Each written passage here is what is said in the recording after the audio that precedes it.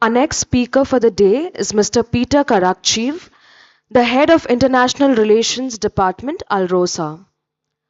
Mr. Peter Karakchiv joined Alrosa in April 2013. He was appointed head of International Relations Department in May 2015.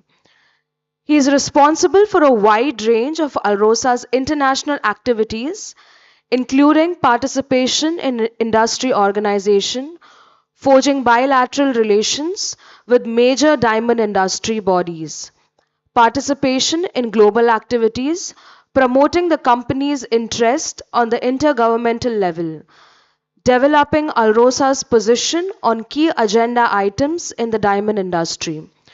He has engaged in promoting various sustainable development initiatives and topical areas of ESG agenda, not only within the company, but also within the framework of industry cooperation, thus demonstrating the efforts and contribution of the diamond mining sector to the achievement of the UN Sustainable Development Goals. He holds an MBA and a PhD in politics. Peter is a distinguished expert in the field of sustainable practices within the diamond industry. Today's topic is about absorption of CO2 by kimberlite, a carbon neutral future of the diamond industry.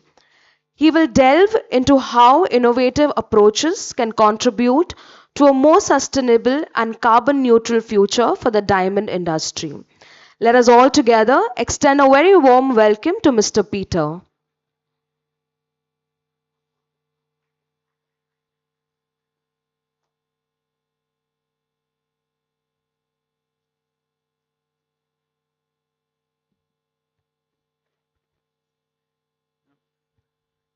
Works? Yeah.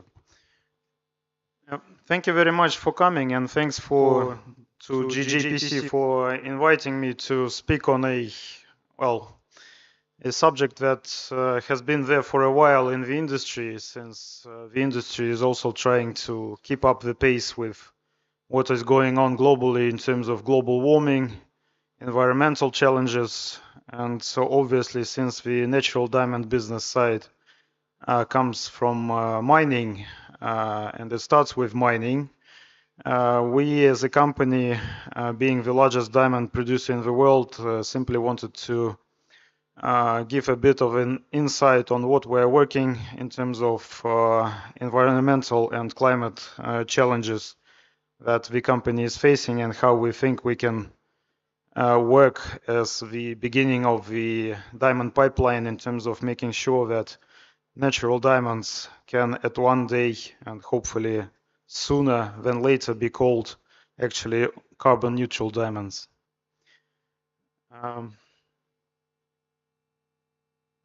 I guess I should not dwell a lot in terms of what the company is about. You all know Alrosa. We're a major diamond producer working in a vast region of Yakutia, producing 30% of global rough, and a large company employing 35,000 plus people. In terms of our of the challenges, that I guess the industry faces together, and it's not only the challenges of the company itself, is that of course we work within the global trends environment, and the climate change ambitions are here to stay.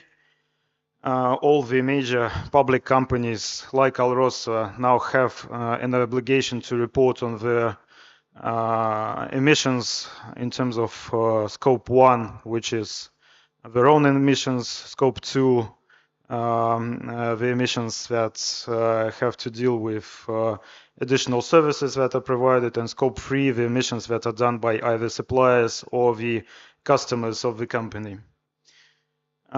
This all also has to do a lot with commitment of the industry towards transparency and disclosure on what is the actually impact of diamond mining on the climate change, and a solid approach towards how we see the future on this also allows us to forge cooperation to tackle climate change globally. Now, as a company, back in 2021, we produced our first comprehensive sustainability program that is being run till 2025, and by the end of 2024, this year, we will be renewing our sustainability program till 2030. And of course, it has a lot to do in terms of how we see the ambition of Alrosa in terms of its ESG commitments and contribution to the UN Sustainable Development Goals. All in all, we concentrate on 5 major aspects of sustainability, which are, I guess, very well known. People being our major focus, since I stated we have 35,000 people company, and we're actually responsible for the whole region of Yakutia, where we have 1 million people living and depending directly on the diamond mining industry. Then there is, of course, a traditional thing for any diamond mining company in terms of health and safety, and how do we make sure that our operations are actually safe for the employers, for the employees, and that we do as much as we can on this side. Traditional thing is, of course, governance and ethics in terms of how do we make sure that the diamonds that we do produce can be carried on by our clients and then sold to the end consumer as being sustainably sourced. The large chunk of work for Alrosa is, of course, the communities, since we're a national company working on our own ground. We're committed to upholding the economic environment and the socio-economic development of Yakutia and the indigenous people that traditionally live there. And the fifth one, which we will concentrate on today, is actually the environment. Within our action plan, in terms of environment, we concentrate on 4 major aspects that have to do both with climate change and environmental challenges that the company faces in the extreme conditions of the far north where we operate. Therefore, our 4 major goals here are the climate change mitigation and protection of the atmosphere, ensuring efficient water use and water disposal, ensuring efficient use of resources and, of course, responsible production of our diamonds, and reclamation of disturbed land and forests biodiversity projects.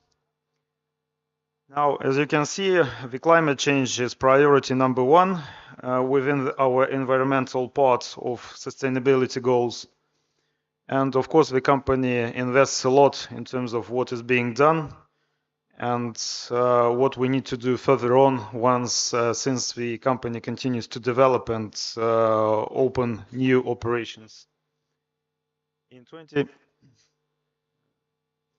2023, the latest reporting year, the company focused, of course, on major 4 issues, which are water, energy, conservation, tailings, and biodiversity. And here we will be soon launching as a public company our 2023 sustainability report, where we will actually state the figures that we managed to achieve in 2023. So 88% of our water usage is recycled. 42% of the energy that the group of companies of Alrosa uses comes from renewable sources. Last year we managed to rehabilitate 470 acres of land. And all in all, we invested $126 million in environmental programs, primarily focused on biodiversity on the territories where we mine in Yakutia and Arkhangelsk region. Now, as we look forward, obviously we understand that this is not enough, and the biggest challenge is how to make sure that all the scopes in terms of carbon emissions, which is the biggest challenge for the climate change, can actually be covered by the company to make sure that all the CO2 that is emitted is actually being mitigated in terms of these emissions.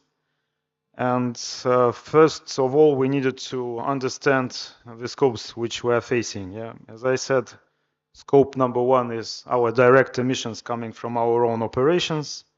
Scope number two is indirect energy emissions that are also energy which is used to actually conduct our operations.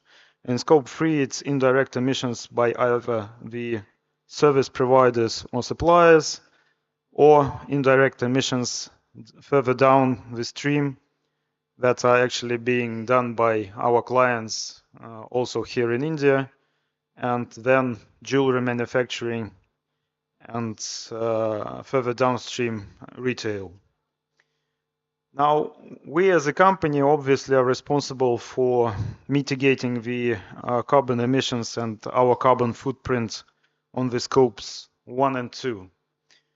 And this is where we need to find an answer in terms of how to make sure that the company is environmentally friendly. Looking at our footprint, as you can see, in terms of scopes, primarily scope 1 and scope 2, Alrosa annually emissions into atmosphere more than 1.5 kilotons of CO2. There are different efforts that are being taken, let's say, locally on Alrosa operations to mitigate this emission footprint. All in all, in terms of scope 1, we look at different projects in converting vehicles to natural gas, lowering our dependence on diesel, reducing coal consumption, and implementing energy efficient initiatives. Obviously, the scope 1, and within our group of companies, we do have our own hydro plants, which we need to develop so that the percentage of renewable energy that is used within the group of companies continues to grow. And we will also be interacting more and more with our suppliers and customers in terms of their emissions, which is scope 3 for the group of companies.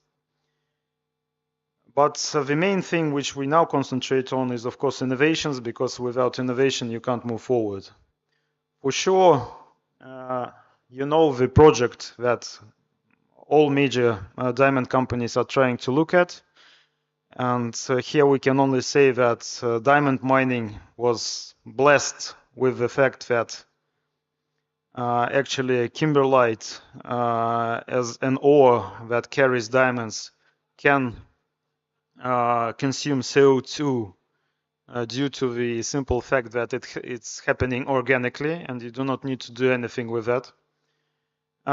This discovery that was done by all major diamond producing companies has been looked at different angles for the past couple of years. And we as a company also conducted an academic research together with the Moscow State University in terms of understanding what is actually the scope of this consumption and whether or not we can utilize this effect of kimberlite or consuming CO2 to make sure that the diamond mining operations can actually be called carbon neutral. Now, the outcome of the research that was done last year clearly shows that there is a huge potential of kimberlite tailings that are a natural part, as you understand, of our mining operations, do consume quite a lot of CO2. We did our study on our major pipes, both in Arkhangelsk region and also at our operations in Yakutia, in Aykhal, Nurba division, and Udachная pipe. As you can see, the natural consumption or absorption of CO2 is quite high, and we see the capacity of up to 90 kilograms per ton of kimberlite actually consuming the CO2 from the atmosphere. Now, what is interesting, and it came out with the study that was done by the Moscow State University, is that tailings of kimberlite ore that are wet tailings, and some of you might know that Alrosa is actually has a production plants that extract diamonds with usage of water, unlike some of the other companies operating in Africa that do not use water when they crush the ore. And therefore, Alrosa tailings are wet tailings. Many tailings in African countries are actually dry tailings. And the study showed that wet tailings actually do consume more CO2 from the air than dry tailings, which puts us in a bit of a competitive advantage, as I would say, in comparison with other major rough diamond producers. All in all, the study showed that preliminary research allows us to assume that CO2 absorption by kimberlite is comparable or even exceeds the amount of CO2 emissions that is done by the company if we look at our core operations in terms of diamond mining. In an ideal world, if it is confirmed, the company will be able to claim that it actually its operations actually consume CO2 up to 1.5% more than the company actually emissions CO2, meaning that it will not only allow for the company to claim that Alrosa diamonds are carbon neutral diamonds, but it will also allow us to go on the carbon credit market and sell a number of carbon credits to other companies that are there on the market. We do hope that this verification exercise will be finished by us by the end of this year or early 2025. There is a whole process which you need to formally go through that will allow the company to claim what it has found as a academic study. For that, we need to have the study being going through verification of an independent auditor. And if the auditor confirms the scientific research that was done, this would mean that by 2025, Alrosa will say that actually diamonds that come from our production can be marketed also by our clients as being carbon neutral diamonds. And we are quite confident that the study will allow us to claim that, although the verification process does take time. But since the scientific research was quite solid, we're confident we will be able to do this in 2025. As we move forward, of course, in collaboration with GJPC, we will keep the industry updated on how the project is moving forward. And we do hope that this project will allow the whole industry, because it is something that is done not for the company itself, but for the benefit of the whole industry, to drive sustainable development projects within the diamond industry in general, of course, not only in mining. We do hope that our project will allow to scale it at some point and help other diamond producers to do their own verification exercise based on scientific research that will be actually needed to be done also in a number of African countries, for example. And we hope that this project will allow us to develop new opportunities and formats of cooperation with our clients. We see that there is huge potential in terms of marketing to the end consumer in different market locations, that natural diamonds are not only rare and beautiful, but they also can be called carbon neutral diamonds purely due to the fact that nature gave the kimberlite ore this potential to not only give away diamonds, but also take away CO2 emissions. So thank you very much. Happy to answer if there are any questions.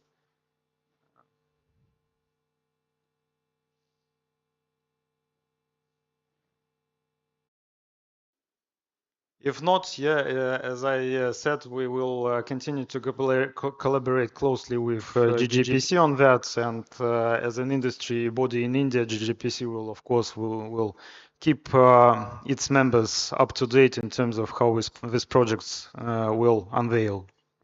Thank you.